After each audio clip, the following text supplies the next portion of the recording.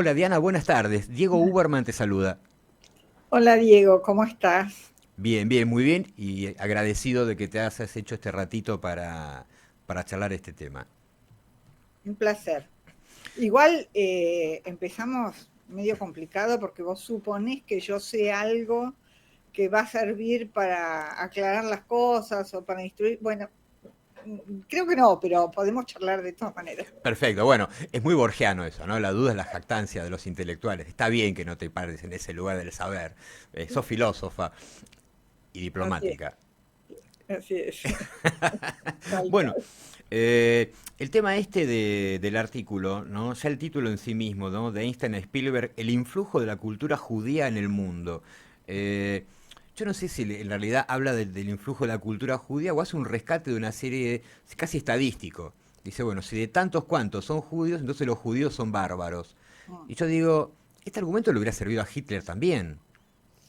En efecto, porque tiene un costado esencialista, sustancialista, suponer que hay algo así como una esencia judía, una sustancia judía, y eso desparrama hacia el mundo para bien o para mal. Es lo que se ha llamado el judaísmo apologético. Y tiene, a mi modo de ver, un defecto muy importante. No digo que no tenga aspectos positivos, después lo vemos, pero empecemos por lo malo, así lo despachamos, ¿no?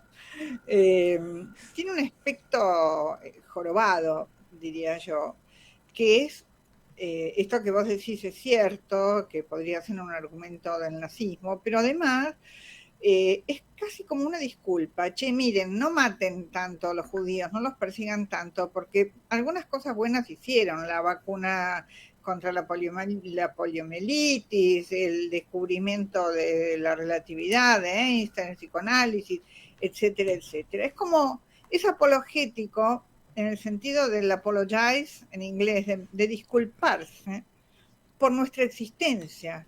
Discúlpennos, no nos maten, porque también hacemos cosas buenas para ustedes, para todos. Entonces, a mí esa posición, te diría, me parece extraordinariamente rechazante. Mencionar a 10, 20 o 50 o 100, no importa cuántos, premios Nobel para justificar nuestra existencia.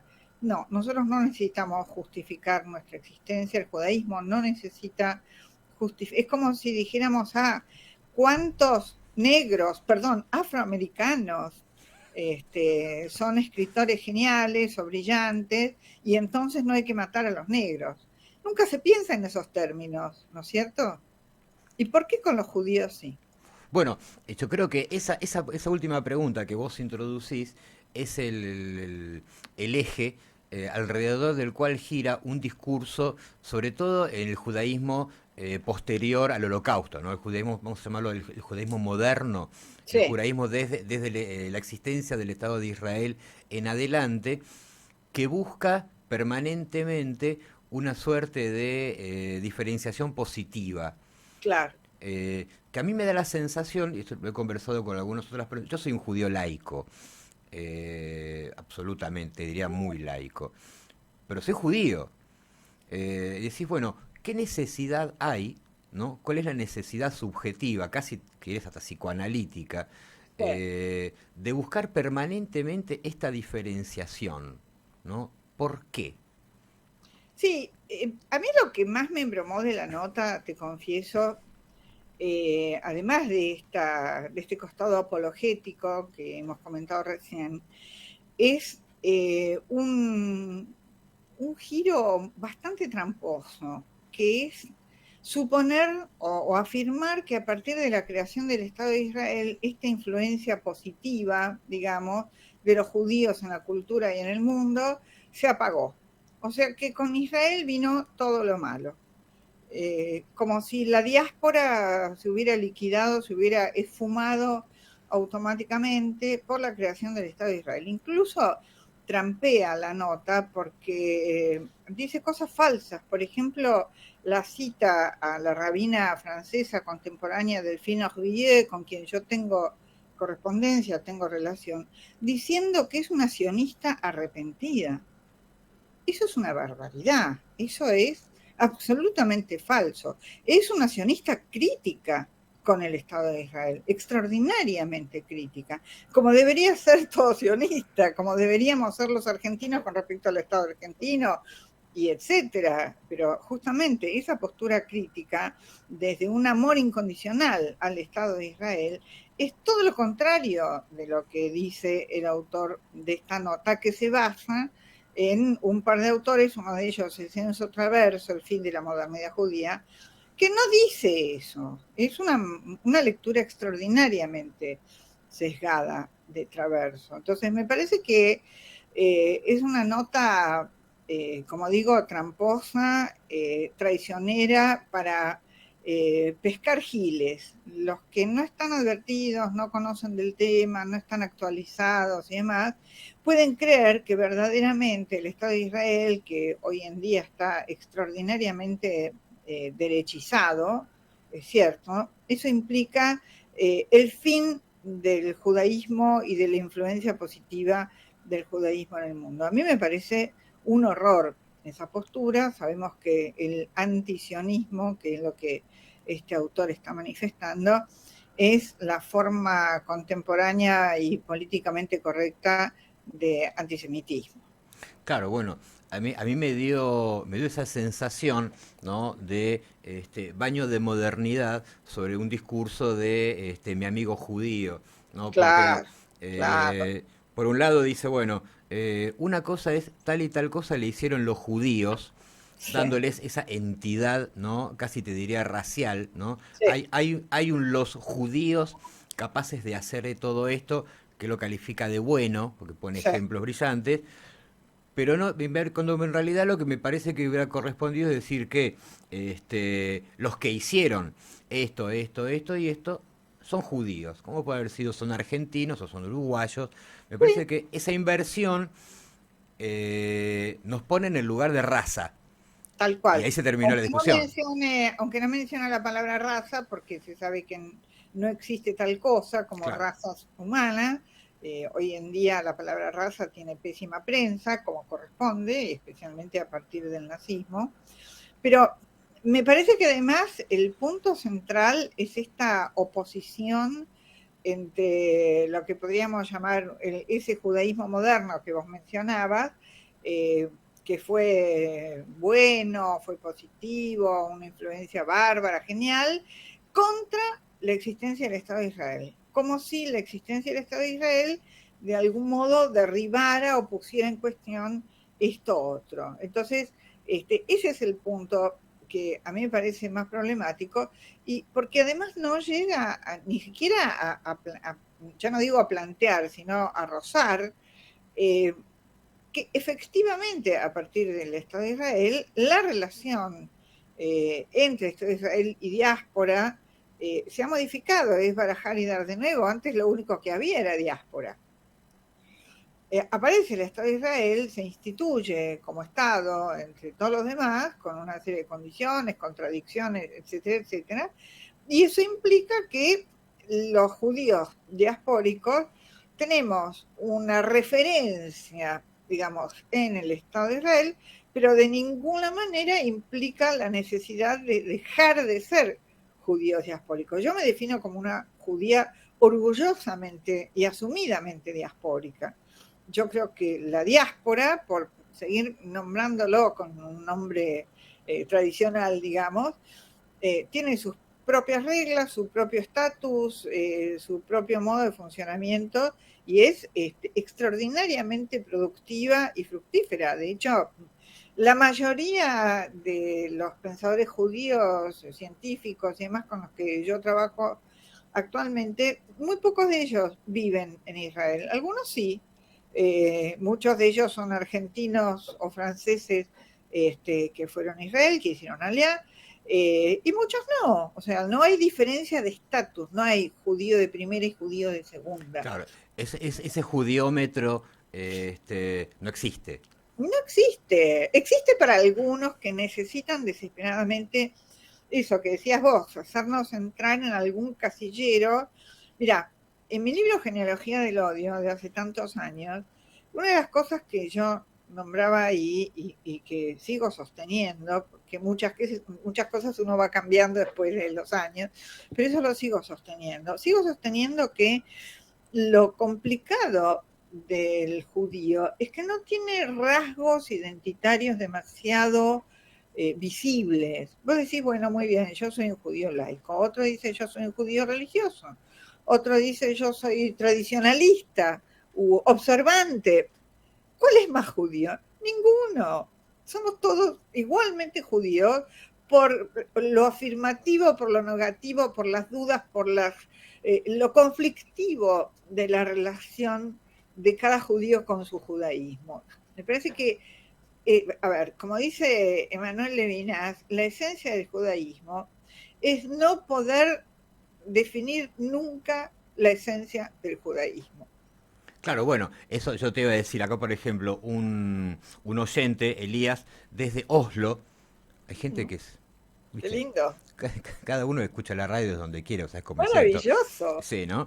Dice, bueno, pero hay una tradición. Sí. Y eso yo creo que ese comentario de Elías nos enfrenta un poco a esto que planteabas vos recién, ¿no? Que es la gran pregunta. Finalmente, en el siglo XXI, ¿qué es ser un judío? Bien, bien. Es imposible de responder. Yo creo que hay tantas respuestas como judíos. Como dijo alguna vez un sabio del Talmud, el judaísmo tiene muchísimas puertas de entrada, como la tienda de Abraham en el desierto, ¿no? A mí me parece que justamente lo que ha traído la modernidad y la posmodernidad es la legitimación de todas esas diferencias. Te pongo un ejemplo, porque está ahora en imprenta mi libro sobre Spinoza. Vos mencionabas antes que soy, no sé si especialista, soy una estudiosa de Spinoza. Sale ahora el libro, esperemos. Eh, y hay una cosa muy interesante, porque Spinoza en el siglo XVII plantea puntos de vista críticos con respecto a la interpretación de las escrituras y demás. Esos puntos de vista le valieron la exclusión, la expulsión, la maldición, etc. Hoy en día, no solo un judío laico, sino un rabino conservador o reformista, plantea las mismas cosas que planteaba Spinoza. Y eso está incluido total y absolutamente en el debate actual del judaísmo. Entonces, con 3 siglos de diferencia, o casi 4, las mismas cuestiones que antes eran horrorosas, hoy en día son perfectamente discutibles, charlables, conversables, analizables y demás. Entonces, a Spinoza se lo consideraba casi antijudío por ese motivo. Hoy en día, un rabino dice lo mismo que Spinoza y es un rabino observante, judío, etcétera, etcétera. Entonces, ¿cuál es la tradición? Hola, Elías. Si querés me voy a Oslo y lo charlamos personalmente. Llévame, llévame. Claro, pues, por supuesto. ¿Cuál es la tradición? La tradición es leer, pensar e interpretar. Como no tenemos papa, el judaísmo no tiene papa que decide la verdad absoluta de un texto y de su interpretación, se abre un abanico enorme, infinito y absolutamente cautivante de múltiples interpretaciones. La tradición, casi diría, es estar siempre en conflicto con la tradición.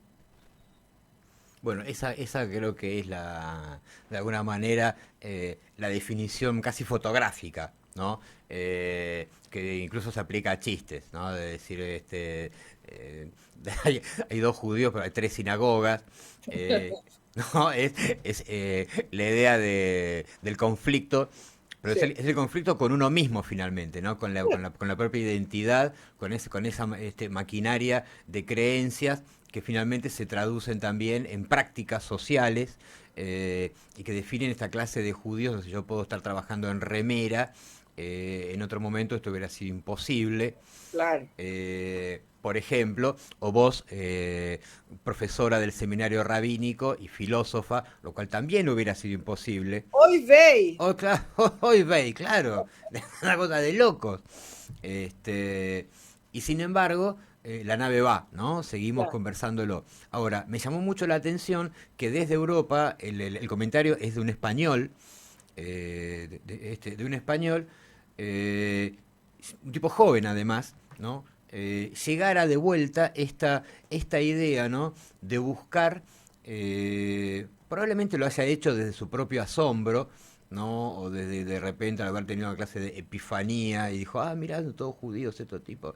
Eh, y es decir, buscar un común denominador, pero sin darse cuenta de que estaba de alguna manera racializando algo que no existe. Sí, mira, yo no sé cuánto se dio cuenta o no, uno nunca puede saber cuáles son las intenciones con que alguien escribe o dice determinadas cosas, porque si no tendríamos que estar dentro de su cabeza y eso es imposible. Uno puede imaginar o atribuir, digamos, alguna sospecha o tener confianza en su buena fe, no lo sabemos. Pero me parece que aquí lo que se pone de manifiesto es que esta imposibilidad de definir lo judío, es decir, de otorgarle una entidad, a mí no me gusta la palabra identidad, yo prefiero pensar en identificaciones, ¿no? Uno tiene rasgos identificatorios con múltiples personas de la historia de uno, con múltiples aspectos de quienes te rodean, de la cultura, etcétera, etcétera. La necesidad de darle al otro, en tanto otro, una identidad, es hacer que sea menos otro. Es decir, que sea menos inapresable, indefinible, inaprensible. Vuelvo a Levinas.